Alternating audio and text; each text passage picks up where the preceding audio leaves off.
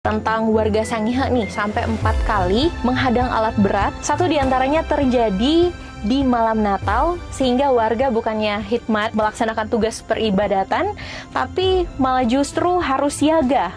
Limbah dari pengelolaan tambang ini akan masuk langsung ke laut dan itu akan menyebar kemana-mana.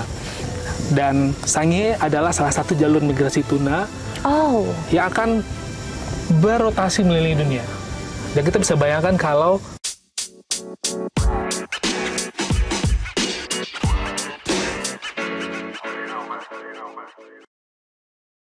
Sobat lingkungan, pernah dengar Pulau Sangihe? Yes, pemandangan indah tempat kita akan ngobrol kali ini berada di Pulau Sangihe. Pulau ini jadi salah satu pulau terluar kita di ujung utara Sulawesi. Bahkan letaknya lebih dekat ke Filipina daripada ke kota Manado itu sendiri. Di balik keindahannya, Sangihe terancam rusak oleh perusahaan tambang emas asal Kanada. Wilayah konsesi tambang emas dari perusahaan tersebut mencakup 60% total luas pulaunya. Bahkan, izin tambang ini juga mencakup wilayah hutan lindung. Burung-burung endemik yang hanya ada di pulau ini terancam punah. Warganya tinggal tunggu diusir. Yang untung Kanada, yang menderita Indonesia. Di sisi lain, menurut Undang-Undang Nomor 1 Tahun 2014 tentang pengelolaan wilayah pesisir dan pulau-pulau kecil, pulau yang luasnya kurang dari 2.000 km persegi seperti Sangihe, termasuk pulau kecil yang nggak boleh dieksploitasi tambang. Buat perbandingan aja, seberapa kecil sih Sangihe? Luasnya Sangihe hanya sekitar 736 km persegi atau setara kota Jakarta dan Tangerang kalau digabungkan. Pulau sekecil ini jika ditambang justru akan memiliki daya rusak dan kerugian ekonomi yang jauh lebih besar. Tapi pertanyaan dasarnya, kenapa PT TMS justru bisa tetap dapat izin penambang dari pemerintah? Ada banyak kejanggalan di kasus ini yang akan jadi topik utama di obrolan kita kali ini. Ya, aku nggak akan ceritain lebih detail ya terkait dengan awal mula masuk izin dari PT TMS itu, tapi teman-teman bisa langsung nonton di video ini. Oke, perusahaan problematik yang aku sebutkan tadi, dia ngotot untuk memaksakan kejahatan ekologisnya di tanah Sangihe. Sudah izinnya melanggar undang-undang, bahkan di dalamnya juga termasuk kawasan hutan lindung loh. Lalu sebenarnya pada Juni 2022, masyarakat berhasil menang di Mahkamah Agung (MA) yang memutuskan untuk mencabut izin operasi dari PT TMS. Nah, di obrolan kali ini, biar lebih adem dan ayem, beda, akan ada sentuhan-sentuhan rohaninya. Karena dalam obrolan kali ini, aku nggak sendirian, nggak cuma aktivis lingkungan dari Greenpeace aja. Aku juga mengajak tokoh agama di Pulau Sangihe. Apa kabar Pak Pendeta Victor? Puji Tuhan, luar biasa baik. Sehat ya? Sehat. Puji Tuhan. Nah, gimana aktivitas saat ini melayani di salah satu jemaat yang ada di Tamako. Ya, puji Tuhan, lebih ke pelayanan ya, Pak Pendeta. Oke, ada juga dari Greenpeace dengan Kak Afdil. ya, Gimana kabarnya, Kak? puji Tuhan, alhamdulillah baik. Sehat. Gimana menginjakkan kaki di Sangihe pertama kali? Atau udah berapa kali nih, Kak? Ini sudah yang keempat ya, jadi Udah saya cukup keempat? rajin ke Sangihe dan masih cantik dan menawan hati meskipun dengan segala kekhawatiran yang ada di pikiran dan hati saya. Tapi ya begitu sudah, Sangihe tetap bersahabat dan terima kasih untuk sambutannya. Wah, keren banget ya. Dan hari ini kita bakalan ngobrol-ngobrol ya, Kak, terkait dengan isu-isu yang saat ini panas sebenarnya. Bukan lagi hangat tapi panas ya. Siap. Oke, nah Greenpeace kan banyak mengadvokasi isu kejahatan ekologis ya. Ya, betul. Seberapa penting sih Sangihe? Kenapa Greenpeace ikut menyuarakan isu tentang Sangihe, Kak? Kalau ada levelnya 1 sampai 10, Sangihe itu pentingnya 11 begitu. Artinya sangat penting ya. Jadi secara global, posisi Sangihe, pulaunya dan perairannya itu mempunyai peranan penting, terutama karena perairan Sangihe itu adalah jalur migrasi dari beberapa hewan laut yang memang saat ini terancam punah atau hampir punah. Kemudian juga Sangihe adalah jalur migrasi dari burung-burung secara global dari utara ke selatan dan sebaliknya. Ini jika Pulau Sangihe ini rusak atau hancur ya? Ya hancur. Kita tidak bisa bayangkan kerusakan ekosistem yang terjadi, dan dampaknya tidak hanya di Sangihe tapi akan berdampak secara global karena ini kan adalah jalur dari migrasi global itu. Sampai segitunya ya? Ya, benar sekali. Sehingga pulau ini harus diproteksi dari berbagai kegiatan-kegiatan ekstraktif yang tentu tidak hanya merugikan ekosistem, tapi juga masyarakat Sangihe itu sendiri. Bahkan secara global juga masyarakat dunia akan mengalami dampak dari rusaknya Pulau Sangihe ini sendiri, begitu. Nah, ancamannya seperti apa itu, Kak? Ya, jadi yang kita telusuri sampai hari ini, tentu tambang yang kita bicarakan adalah ancaman terbesar karena dia mempunyai dampak langsung ketika itu ditambang, dan dia akan memberikan dampak langsung. Dan ini tambang emas ya yang sedang kita bicarakan, dan lokasinya itu persis di pesisir, berkontak langsung dengan ekosistem kunci seperti mangrove, terumbu karang, padang lamun. Kemudian limbah dari pengelolaan tambang ini akan masuk langsung ke laut, dan itu akan menyebar kemana-mana. Dan Sangihe adalah salah satu jalur migrasi tuna yang akan berotasi mengelilingi dunia. Dan kita bisa bayangkan kalau tuna-tuna yang lewat di Sangihe dan dia tercemar. Kak, saya juga ingin tanya terkait dengan awal Greenpeace berkoalisi dengan gerakan Save Sangihe Island. Itu sejak kapan, Kak? Jadi ketika tahun 2021 itu ketika PT TMS datang ke Sangihe dan mereka mengokupai setengah dari Pulau Sangihe menjadi konsesi tambang mereka, dan itu menjadi isu nasional.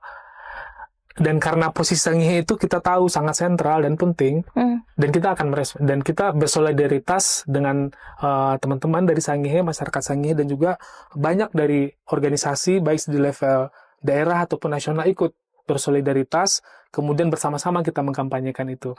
Dan semenjak itu kita terus mengawal baik proses-proses litigasi di pengadilan, kemudian kita ikut berkampanye bersama masyarakat Sangihe dan juga teman-teman koalisi yang lain, dan sampai hari ini kami tetap ingin ke depan bersama masyarakat Sangihe tentunya mendukung masyarakat Sangihe untuk terus melawan. Greenpeace tetap akan bersama masyarakat Sangihe untuk mengawal proses ini sampai Pulau Sangihe benar-benar bebas dari tambang. Iya, dari tambang PT TMS ini juga ya.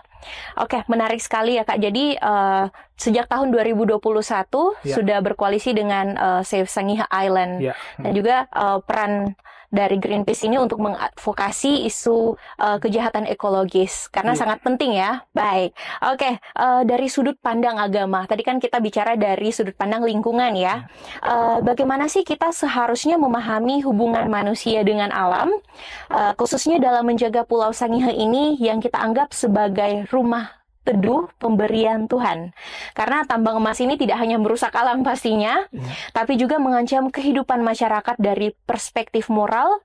Bagaimana kita bisa menilai tindakan eksploitasi ini? Ya, ini pertanyaan yang sangat menarik. Kalau di ajaran Kristen itu sendiri, di Alkitab sudah sejak awal, Kejadian pasal 2 ayat 15, itu dikatakan lalu Allah menempatkan manusia itu di dalam taman itu untuk mengusahakan, mengelola dan mengusahakan dan memelihara. Jadi ada dua kata kerja di sana. Mengusahakan dan memelihara taman itu. Jadi ini mandat budaya sebetulnya bagi gereja untuk dilakukan. Sehingga kalau ditanya tadi bagaimana hubungan agama dengan manusia, dengan alam ya. Alam dengan manusia itu tidak bisa dilepaskan, tidak bisa dipisahkan. Bahwa ketika diciptakan itu, Allah menciptakan alam terlebih dulu. Manusia yang terakhir. Betul. Karena untuk kebutuhan hidup manusia disediakan oleh Allah lebih dulu di alam. Jadi kalau dipisahkan tidak bisa. Jadi manusia dengan alam itu sangat-sangat dekat. Itu sebabnya manusia mau tidak mau, suka atau tidak suka, harus menjaga dan melestarikan alam. Kalau dari segi perspektif moral, orang yang beragama otomatis moralnya itu baik seharusnya. Idealnya begitu. Sehingga perlakuan atau tindakannya terhadap alam juga harus sama. baik juga. Selaras ya? Iya, selaras. Itu idealnya begitu. Tapi pada kenyataannya kan tidak demikian yang justru kita temui di lapangan saat ini, apalagi di Pulau Sangihe akhir-akhir ini. Justru orang-orang yang dalam tanda kutip beragama, yang kita harapkan moralnya baik, memperlakukan alam dengan baik, justru sebaliknya. Malah merusak ya? Malah merusak. Ya. Wah, berarti ini jadi tantangan serius ya untuk Tantangan sangat serius gereja juga. bagi gereja. Betul sekali. Bagaimana mau mendaratkan pesan yang ada di kitab Kejadian tadi, bahwa kita punya mandat untuk mengusahakan dan memelihara alam ini. Mengusahakan. Ya. Nah, karena ada sebagian perspektif dari masyarakat juga kan mereka berpikir bahwa mengusahakan atau mungkin mengolah tanahnya sendiri kan. Jadi bagaimana menurut Kak Afdil sama Pak Pendeta? Kan itu tanahnya mereka, mengolah. Silakan Kak. Iya. Jadi satu hal yang harus kita pahami bersama bahwasanya yang saya tahu dan pelajari, kebudayaan di suatu wilayah itu tumbuh dari alam yang tadi Pak Pendeta sampaikan, dan peradaban masyarakat Sangihe di Pulau Sangihe kita yang kecil ini juga tumbuh dari karakteristik alamnya gitu. Kita masyarakat Sangihe adalah masyarakat maritim ya Pak ya, yang memang alam baik pulau dan perairannya telah memberikan segalanya kepada masyarakat Sangihe. Masyarakat Sangihe pangan yang terutama Pak Pendeta ya, itu kita punya sagu di sini. Ya. Jadi pangan karbohidrat kita dari Sangihe sendiri, tidak dari luar. Kemudian protein kita dari laut. Dan itu cukup sebenarnya. Kemudian pegunungan kita juga subur, yang saya tahu. Karena dapat ditumbuhi oleh sayur-sayuran ya Pak Pendeta. Itulah yang membangun peradaban masyarakat Sangihe seharusnya. Dan itu yang terjadi selama ratusan tahun. Dan ketika kita mengabaikan itu, kemudian melihat hal yang lain yang akan berdampak buruk, tentu ini juga akan berdampak terhadap kehidupan sosial, budaya, masyarakat Sangihe itu sendiri, dan akan merubah segalanya. Kenapa? Karena alamnya sudah berubah. Jadi kalau masyarakat Sangihe hidupnya bergantung kepada alam, ketika alam berubah, masyarakat Sangihe juga berubah pastinya. Culture-nya juga pasti berubah ya. Jadi yang memang kita selama ini merawat alam, menjaga laut, menjaga gunung, tapi gunungnya sudah tidak ada, apalagi yang mau dijaga. Betul sekali. Dan karena pulau ini kecil, yang saya khawatirkan juga Pak Pendeta dan Kak Sele adalah pulau kecil ini kan daya dukung dan daya tampungnya terbatas ya. Iya. Kemampuan dia mendukung masyarakat Sangihe. Dan kalau itu dirusak, akan lebih kecil lagi. Sehingga tidak akan mampu lagi menampung masyarakat yang ada di Sangihe. Ruang lingkupnya semakin kecil berarti ya Kak? Dan yang akan terjadi kita bisa bayangkan adalah, yaitu tadi, yang Kak Selin sampaikan, bisa potensi konflik karena sumber daya semakin sedikit kan, diperebutkan. Kemudian ada yang tersisih, mereka harus bermigrasi keluar, dipaksa keluar dari Sangihe. Dan mungkin ada yang bertahan hidup dalam keadaan yang jauh sulit dari kata sejahtera ya. Mengais-ngais, mencoba bertahan dengan keadaan yang sulit itu. Karena tambang yang saya tahu, sumber air akan dirusak pastinya. Dan itu menjadi kunci kan. Jadi ke depan, yang tadi saya bilang, perubahan alam di Pulau Sangihe akan merubah totally kebudayaan, kebiasaan, dan kehidupan sosial masyarakat Sangihe. Dan itu yang kita khawatirkan sebenarnya. Nah, aku pernah dengar tentang warga Sangihe nih, sampai 4 kali menghadang alat berat. Satu diantaranya terjadi di malam Natal, sehingga warga bukannya hikmat melaksanakan tugas peribadatan, tapi malah justru harus siaga supaya tidak kecolongan PTTMS. Nah, gimana ceritanya itu Pak Pendeta? Iya, saya tidak terlalu mengikuti, tapi saya memang mendengar peristiwa itu terjadi Natal tahun 2021, dan saya memahami ini karena keterpanggilan sebagai warga Sangihe, juga secara khusus warga gereja, untuk bertanggung jawab terhadap alam Sangihe. Dan kalau saya boleh pakai istilah saya, mereka memindahkan mimbar dari gereja ke jalan. Sampai segitunya? Jadi pesan dan berita tentang bagaimana alam ini harus dijaga sebagai bentuk penghargaan dan syukur kepada Tuhan yang diperingati kelahirannya di hari Natal waktu itu harus mereka kawal. Wow. Ya. Jadi pesan tentang bagaimana Tuhan Sang Pencipta itu menitipkan alam ini untuk kita kelola, kita usahakan, dan kita jaga, itu benar-benar dihayati oleh beberapa warga jemaat ini, beberapa orang Kristen yang memilih tidak merayakan malam Natalnya dengan hikmat, seperti biasanya di gereja, tapi menjaga supaya alat berat ini tidak masuk, agar alam Sangihe tidak rusak. Berarti cukup ekstrim juga ya, Iya, ini yang dilakukan mereka. tidak biasa. Tapi dari sudut pandang saya ini sangat luar biasa. Luar biasa.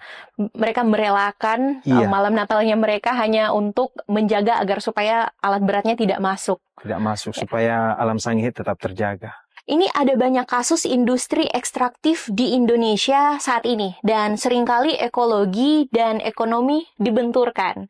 Seolah perusakan alam besar-besaran itu sah-sah saja, dengan dalih ya pertumbuhan ekonomi.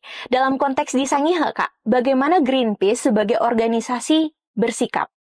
Kepentingan ekologi dan kepentingan kemanusiaan adalah top of mind kita ya. Jadi bagaimana kita bisa membayangkan pertumbuhan ekonomi ketika kita hidup dalam kehancuran? Ya. Pertumbuhan ekonomi seperti apa yang kita harapkan dari idealnya negara hadir itu untuk kesejahteraan masyarakatnya. Dan kita tahu sampai hari ini kesenjangan ekonomi di Indonesia sangat tinggi. Sedikit orang memiliki kekayaan yang sangat besar, kemudian banyak masyarakat tetapi hidup di dalam jauh dari kata sejahtera.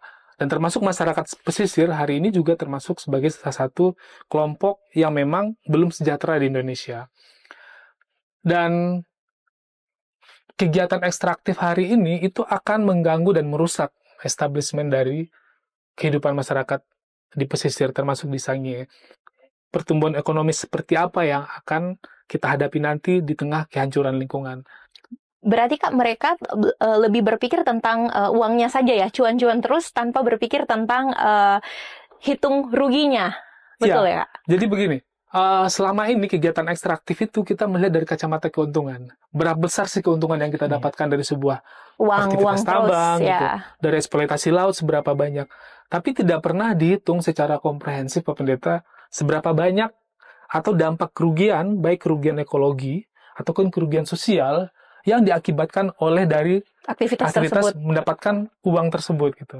Dan kalau kita komparasi, itu tidak akan bisa seimbang. Dan celakanya lagi, keuntungan yang didapatkan tadi itu tidak untuk masyarakat. Tapi untuk di luar ya, keluar. Di luar. Kita belajar, kita coba refleksikan dengan kira-kira apa yang akan didapatkan oleh masyarakat Sangihe dari tambang yang dilakukan oleh PT TMS tersebut. Ya mungkin menjadi buruh, bekerja kasar, kemudian setelah potensinya habis, PT TMS-nya pergi, kemudian yang tinggal buat masyarakat Sangihe adalah cerita pulau yang sudah hancur dan rusak. Dan tentu ini adalah pertanggungjawabannya bukan buat kita saja, tapi untuk generasi kita ke depan. Dan saya pendapat dengan Pak Pendeta yang tentu ada pertanggungjawaban kita kepada Tuhan ya, Bapak Pendeta, sebagai umat yang beragama. Jadi tidak begitu cara melihat. Kita harus pertumbuhan ekonomi itu ya. Kita harus lebih adil ya, adil buat masyarakat, buat secara society harus berkeadilan, dan juga secara ekologi juga harus berkeadilan. Dan ini harus seimbang. Dan tidak bisa kita hanya ekonomi, karena ujung-ujung dari ekonomi itu adalah tentu kesejahteraan. Tapi kesejahteraan juga harus ya beriringan ya. Gimana itu Pak Pendeta? Kita membayangkan ya, ekonomi meningkat tapi hutan hancur gitu. Iya. Tetap ujung-ujungnya kan seperti ada pepatah yang bilang ketika ikan terakhir ditangkap, ketika hutan pohon terakhir ditebang, barulah manusia akan sadar bahwa mereka tidak bisa makan uang gitu ya. Betul sekali. Oke, Kak, ini kan kalau misalkan berbicara tentang ketika sudah diekstrak, sudah dieksploitasi ya. Nanti kira-kira berapa lama sih bisa pulihnya? Untuk misalkan tambang nih masuk ya? Iya. Jadi begini, banyak alasan yang digunakan oleh para penambang bahwasanya memang ada di dalam regulasi kita juga mengatur setiap aktivitas penambangan itu ada kewajiban. Tapi pengalaman kita di Indonesia, itu jarang sekali ada lokasi bekas-bekas tambang itu yang dipulihkan kembali. Kalaupun ada, tidak signifikan. Tapi yang harus kita pahami adalah sehebat apapun pemulihan itu tidak akan bisa menggantikan apa yang sudah hilang. Wow. Tidak akan pernah bisa menggantikan apa yang sudah hilang. Jadi artinya udah cacat ya? Ya. Dan kita bisa bayangkan di suatu wilayah di Sangihe, kemudian hutannya sudah dihabisi, kemudian lautnya sudah tercemar, masyarakatnya sudah tidak bisa hidup lagi di pulau ini, mungkin butuh 100-200 tahun. Wow, sangat lama. Untuk memulihkan lagi, dan kehilangannya sudah terlalu, maksudnya adalah ini sudah kudu hilang loh gitu. Dan itu nggak bisa dipulihkan sama sekali. Jadi hilang ya hilang, dan supaya tidak hilang ya harus kita jaga. Jadi kata-katanya adalah kita harus jaga itu. Harus jaga. Tidak ada alternatif lain ya. Harus dipertahankan dan kita jaga. Karena tidak akan pernah bisa dipulihkan. Apa yang sudah rusak itu nggak akan bisa kembali lagi seperti yang semula. Baik. Nah, kita akan ke Pak Pendeta. Nah, ini ada pertanyaan tentang jauh sebelum tambang itu menggema di pulau ini. Masyarakat itu sebenarnya sudah sejahtera ya. Tuhan selalu kasih lebih lewat alamnya yang lestari. Tuhan selalu kasih lebih meskipun kadang kita lupa untuk meminta. Apakah kita kurang bersyukur untuk terus merasa cukup? Bagaimana kira-kira dari Alkitab atau sudut pandang agama dalam melihat masalah tambang yang kian kompleks saat ini? Iya, tadi saya sempat tergelitik dengan ada dalam pertanyaan itu, apakah kita kurang bersyukur? Ya. Dan memang ini penyakit semua orang, ini penyakit manusia ini, kurang bersyukur. Ya. Sebetulnya yang sudah dikasih itu kalau dalam ajaran kita agama Kristen kan secukupnya. Jadi tidak berlebih, tidak kekurangan. Ya. Tapi memang manusia butuh uang. Hanya orang mati saja yang tidak membutuhkan uang. Tapi kita diingatkan dalam ajaran kita bahwa cinta uang akar segala kejahatan. Cinta akan uang ya. Kita butuh uang, tapi jangan sampai ya. mencintai uang ini. Sehingga yang namanya tidak bersyukur tadi, ketidakpuasan tadi, membuat kita menghalalkan segala cara, termasuk merusak alam. Tadi dikatakan oleh Abang tadi bahwa alam Sangihe ini sudah cukup menopang kehidupan masyarakat Sangihe. Bahkan semua yang hidup di pulau ini. Itu hewan, lain sebagainya sudah ditopang dengan semua yang tersedia di Pulau Sangihe. Cuman karena kurang bersyukur tadi mau lebih, tidak bisa lagi membedakan antara kebutuhan dan keinginan. Akhirnya ini yang terjadi, bahwa semua cara dipakai untuk mencari dan mendapatkan uang, termasuk dengan merusak alam. Nah, terus Pak Pendeta, untuk bagaimana Alkitab atau sudut pandang agama nih melihat masalah tambang yang saat ini makin kompleks? Oke, tadi saya katakan di awal kan Kejadian pasal 2 tadi, kita untuk mengusahakan sebagainya. Lalu di Mazmur 19 ayat 1-7 dikatakan di sana, alam raya ini adalah sakramentum atau tanda kehadiran Allah. Ya, tanda kehadiran Allah. Jadi di semua yang diciptakan ini kita bisa melihat ada kehadiran Allah di sana. Nah, kalau situasi tambang yang terjadi sekarang ini, penambangan yang terjadi di seluruh dunia, termasuk yang di Sangihe ini, itu saya melihat sudah tidak lagi memandang hal itu. Ya. Jadi pandangan teologi seseorang itu mempengaruhi pandangannya terhadap alam. Ya, sekarang ini ada di kalangan gereja ada yang disebut dengan paham ekoteologi, teologi tentang lingkungan, itu untuk mengcounter pemahaman yang antroposentris, pemahaman yang dimana manusia dapat memakai segala sesuatu yang ada di alam ini untuk keuntungannya. Wow. Jadi merusak, ya, termasuk merusak itu antroposentris. Ya. Nah, dikantor oleh pemahaman yang sekarang ini berkembang di kalangan gereja, ekoteologi, yaitu untuk mengembalikan pemahaman bahwa alam ini adalah lambang kehadiran Allah. Jadi tambang-tambang yang ada sekarang ini tidak lagi punya pandangan itu. Ya. Yang penting cuan. Iya, orang Sangir dulu sangat memahami ini. Meskipun mereka mungkin secara teologi tidak mengerti bahwa paham itu yang mereka anut. Ya. Tapi orang-orang tua kita dulu, saya masih sempat mendengar cerita dan melihat ketika mereka memotong pohon, mereka itu akan menghormati pohon itu sebagai makhluk hidup. Mereka akan berbicara.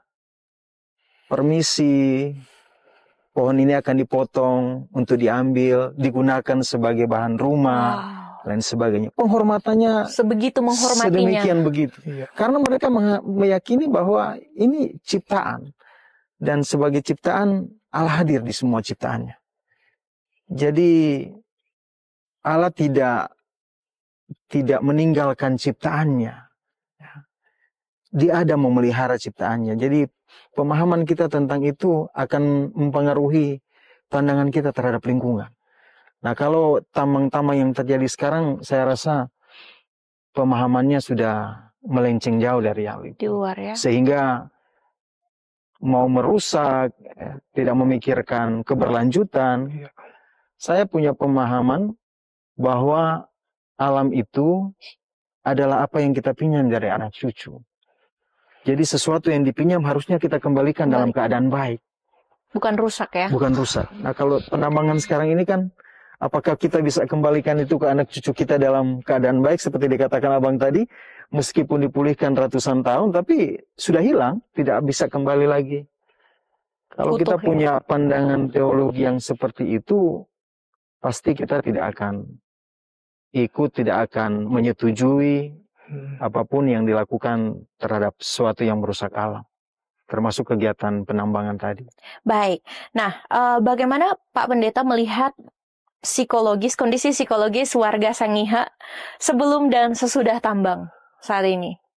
Saya rasa lebih senang dan lebih happy sebelum ya. Iya. Karena untuk yang katakanlah happy dan senang sekarang ini kan hanya orang-orang tertentu. Iya. Tidak menyeluruh ya. Hanya orang-orang yang punya kepentingan dengan tambang ini. Iya. Tapi seperti dikatakan Mas tadi, bagaimana dengan penduduk sekitar hanya akan menjadi pekerja kasar, penonton, dan sebagainya. Ini yang memang sudah pasti suasana psikologi itu akan berbeda. Betul. Iya, sebelum masuk tambang dengan sesudah. Kayaknya lebih tenang. Sebelum ya? Sebelum. Iya. Kalau sekarang ada aura-aura mungkin ingin eksploitasi, ingin memiliki banyak. Ingin memiliki banyak. Iya. Jadi ketika kita mengambil lebih dari apa yang kita butuhkan, Pak Pendeta, itu ada hak orang lain yang kita ambil gitu. Iya. Kalau kita hanya butuh satu, tapi kita ambil dua, ada orang yang tidak dapat.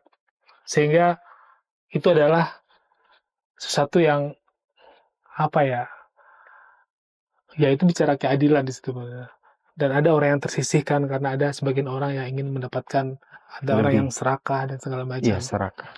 Dan celakanya itulah yang dihadapi oleh kita masyarakat Sangihe hari ini. Ada orang-orang yang serakah dan tentu ketika dia dapat lebih, ada yang terpinggirkan, ada yang tidak mendapatkan hak mereka, dan ini hak generasi muda, anak-anak muda Sangihe ke depan. Ini yang terancam, Pak Pendeta, menurut saya. Wah, luar biasa ya. Nah, Kak, kan kalau sedari dulu nih, orang Sangihe itu dikenal dengan budaya maritimnya. Seperti yang Kak Afdil sebutkan tadi, maritimnya itu pasti kental ya. Ya. Nah, Tuhan memberikan Pulau Sangihe yang subur untuk berteduh, lalu juga memberikan lautnya yang kaya akan protein untuk sumber penghidupan. Namun semua berubah ketika masyarakat sudah mengenal tambang. Sangihe ini surga kecil yang jatuh ke bumi.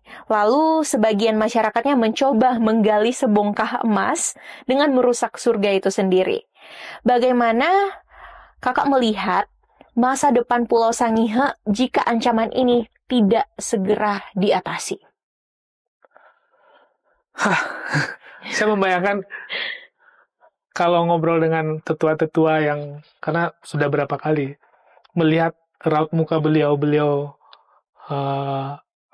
bercerita tentang bagaimana indahnya Sangihe di masa lalu dengan bahagia, dan ketika kita berpindah membicarakan tambang, itu psikologisnya luar biasa berbeda. Ada kemarahan, ketakutan, Kesedihan juga kesedihan pastinya. luar biasa. Kemudian berapa orang bicara atas nama anak cucu yang ada tanggung jawab tadi itu.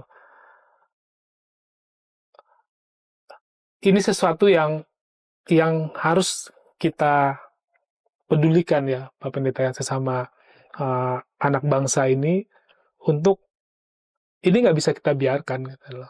Ini nyata karena tambang itu karakteristiknya kan merusak daerah gitu. Hari ini diambil, itu akan merusak dan selesai. Dan nggak bisa dipulihkan. Ya. Dan itu akan menghilangkan, tidak hanya akan menghilangkan apa yang ada di depan mata, tapi menghilangkan sejarah.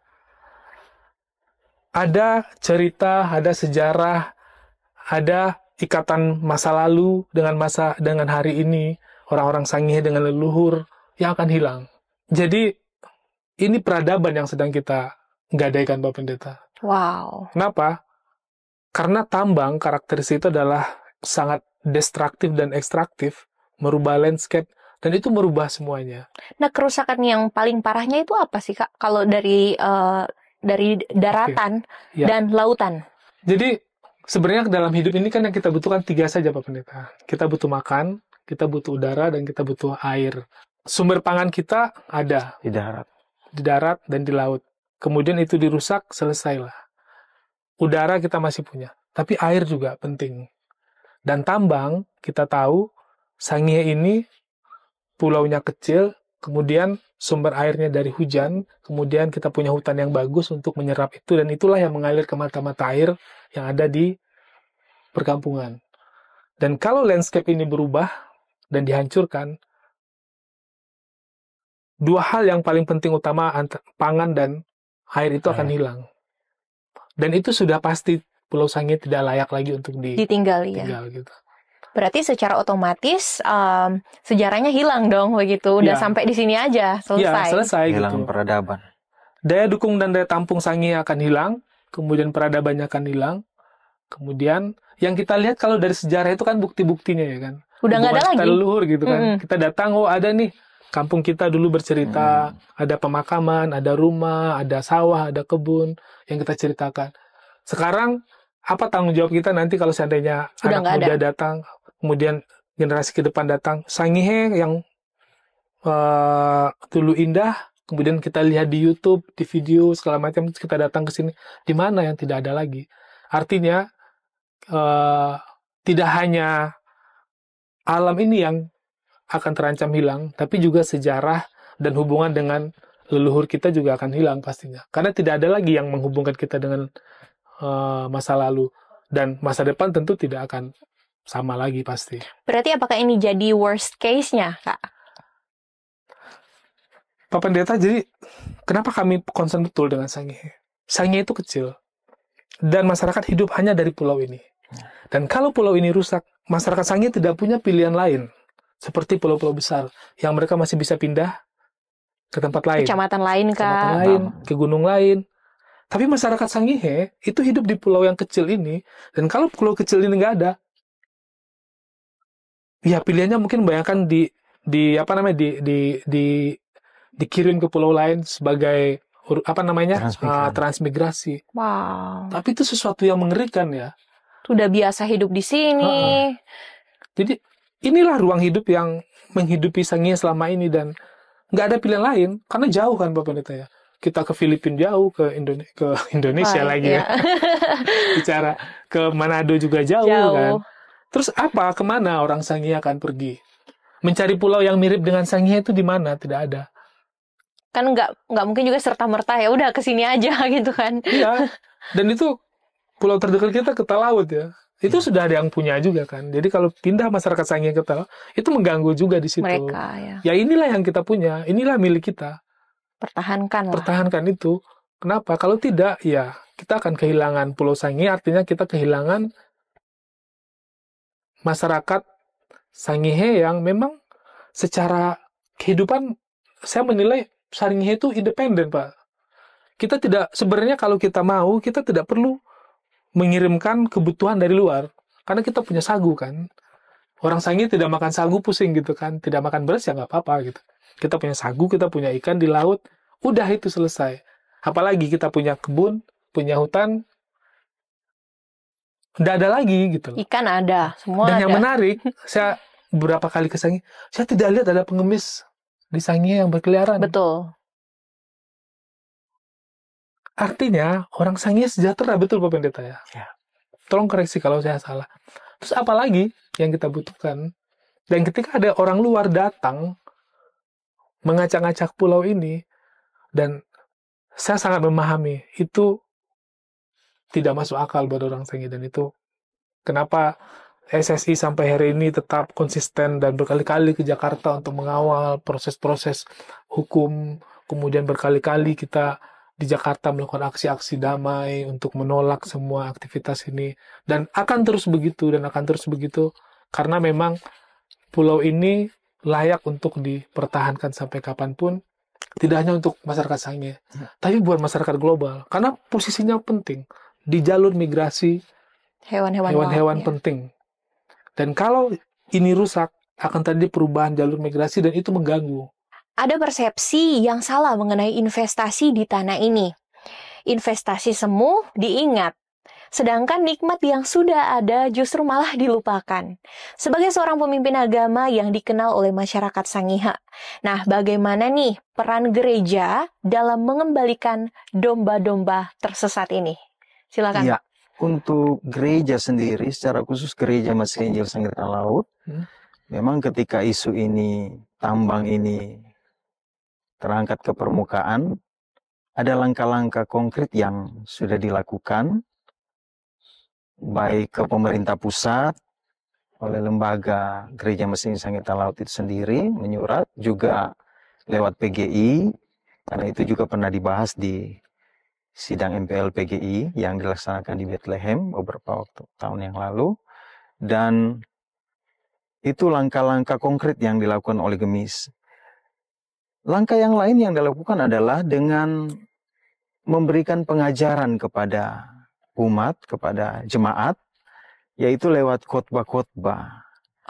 Gereja Masih Injil Sangihe Laut itu punya yang namanya mercusuar, buku renungan, baik untuk kelompok, untuk ibadah minggu, untuk ibadah-ibadah PLK, baik bapak, ibu.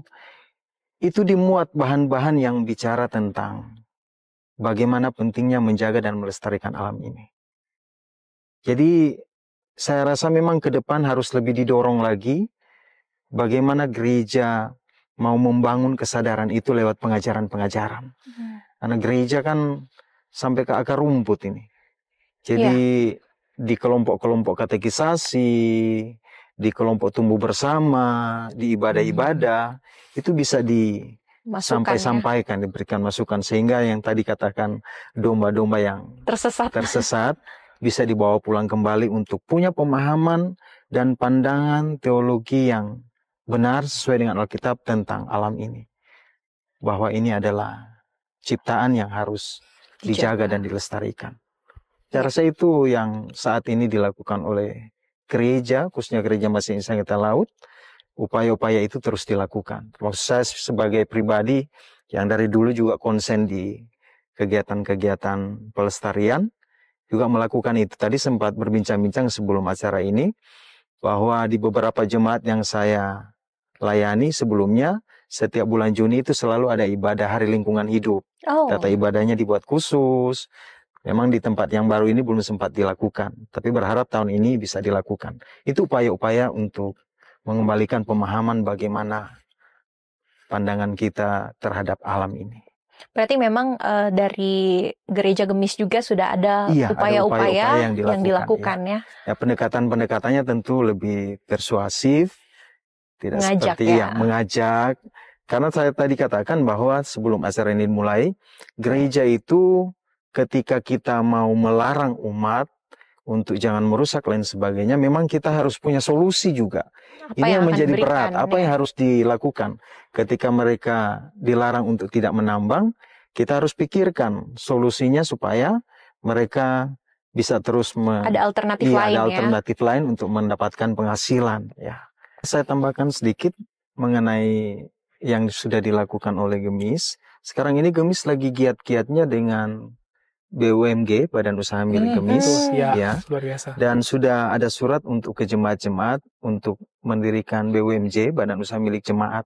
Dan Gemis BUMG lewat BUMG-nya sekarang sementara giat melakukan yang namanya pertanian organik di Gunung Manganitu. Wow. Nah, jadi saya rasa ini adalah langkah konkret sebagai solusi untuk memang butuh proses. Iya. Ini proses yang harus sabar sangat berat ya, karena butuh proses untuk mengembalikan ke pemahaman yang awal bahwa kita ini bisa bertani, dari bertani kita bisa hidup dan sejahtera. Dan itu sementara dilakukan oleh Gemis. Mudah-mudahan ini bisa menular ke semua jemaat dan di wilayah-wilayah khusus yang ada daerah tambang itu bisa merubah mindset berpikir mereka supaya alam tetap lestari. Tapi penghasilan, penghidupan tetap jalan. Ya. Nah, ini pertanyaan buat Kak Afdil.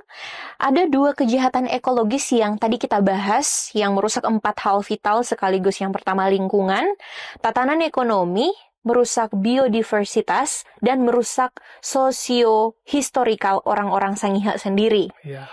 Nah, strategi apa nih yang harus kita lakukan untuk cawe-cawe menghadapi kejahatan ekologi di tanah Sangihe ini? Iya, jadi yang pertama kita harus perkuat adalah masyarakat Sangihe itu sendiri. Akar rumput di Sangihe, Pak Pendeta. Memang kita harus memperkuat supaya masyarakat Sangihe mempunyai energi nafas yang panjang untuk bisa melawan ini. Karena kita tahu tambang ini diinisiasi oleh perusahaan internasional dari luar negeri. Kemudian kita tahu rezim kita hari ini sangat pro terhadap investasi, memberikan karpet merah kepada investor, kemudian kita yang dikorbankan. Jadi masyarakat Sangihe harus memperkuat, membangun basis yang kuat, membangun literasi, memperbanyak teman untuk terus bersama-sama melawan segala bentuk apapun itu yang tadi kita bicarakan. Kemudian kita juga harus bisa memastikan pemerintah kita harusnya berada di pihak kita. Masyarakat Sangihe harus melakukan kegiatan-kegiatan advokasi. Kita bersama-sama memastikan pemerintah tidak cawe-cawe gitu kan. Jadi kita juga harus cawe-cawe sebenarnya kepada pemerintah untuk kenapa? Karena aktivitas yang ada hari ini yang mengancam Sangihe hampir semuanya bersifat ilegal, baik tambang. Kita tahu tadi sudah disampaikan pulau ini tidak boleh ditambang. Kemudian ada illegal fishing di laut. Itu juga ilegal kan yang mengganggu. Jadi ini harusnya ada pengawasan yang ketat, ada penegakan hukum. Itu tidak terjadi. Jadi kita sebagai masyarakat sipil harus mendorong pemerintah untuk taat kepada aturan. Jadi jangan kita masyarakat aja nih yang diminta taat aturan. Pemerintah juga taat dengan aturan. Kemudian jika ada yang melanggar aturan, itu harus ditindak. Penegakan hukumnya harus ada kepastian hukum kepada masyarakat. Dan hari ini kan menariknya adalah kita sudah menang sampai ke MA. Tapi aktivitas terus terjadi gitu. Jadi siapa yang tidak taat hukum? Nah, tapi nggak apa-apa. Karena kita tahu pemerintah seperti itu kondisinya dikuasai oleh sekelompok orang yang punya kepentingan investasi. Ya kita yang harus diperkuat dengan memperbanyak koalisi, memperbanyak teman, kemudian memperkuat gerakan akar rumput dan terutama anak muda Sangihe. Saya punya pesan penting buat anak muda Sangihe, jangan lupa jika ini terus terjadi, teman-teman muda lah nanti akan lebih banyak menanggung risikonya. Karena yang tua-tua kan udah, kita udah energinya udah mulai menurun. Tapi ketika nanti teman-teman yang muda ini berada di level di usia yang sangat produktif, tapi yang dihadapi adalah bencana, kekeringan, kelaparan. Apakah dunia seperti itu ya kan teman-teman? Yang kita impikan tentu tidak. Betul. Dan perjuangannya harus dimulai dari sekarang. Kita tidak boleh lengah sama sekali. begitu. Berarti kita harus perkuat edukasi masyarakat lokal, awareness-nya juga, Ya, betul. dan yang terakhir penekanan kebijakan publik. Ya. Betul ya, Kak? Oke, kita lanjut. Pertanyaan terakhir nih untuk Pak Pendeta. Sebagai pemuka agama masih sangat dihormati dan didengar oleh umat beragama, terutama bagi warga di Sangihe. Strategi apa yang akan digunakan ke depannya, terlebih agama memiliki pendekatan yang lebih humanis dibanding saintifik dan progresif dari para aktivis? Ya, yang saya katakan sepertinya sudah saya singgung di pembicaraan tadi, bahwa gereja dalam pendekatannya memang lebih humanis dan lebih berhati-hati, Ya, karena yang dilayani ini adalah umat, domba ya. ya domba, untuk mengembalikan mereka kepada pemahaman itu.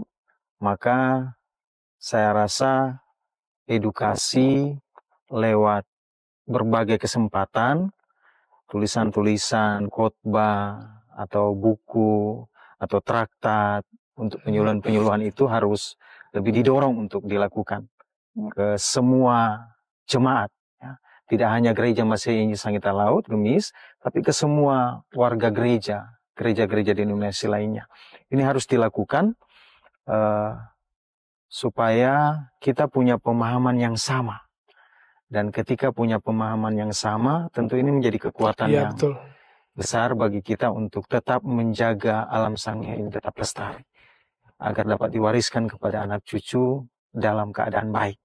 Ya. Sehingga kita menjadi orang-orang tua yang bertanggung jawab. Bertanggung jawab. Isu-isu lingkungan pasti akan sangat kompleks dibicarakan karena mau nggak mau harus berkaitan juga dengan politik, motif ekonomi, budaya, hukum, dan birokrasi, bahkan agama. Nah, apa yang terjadi di Sangihe ini jangan sampai terjadi juga di daerah lain. Industri ekstraktif ugal-ugalan seperti ini akan jadi tren ke depannya, terlebih keterlibatan pemerintah sebagai pembuat regulasi justru melupakan rakyatnya dan malah berpihak ke para perusak lingkungan. Hanya ada satu pilihan paling bijak saat ini. Ikite mendiahi buntuangu seke, nusa kumbahang katumpang. Lawan, karena dengan melawan demi kebaikan adalah jalan anak Tuhan.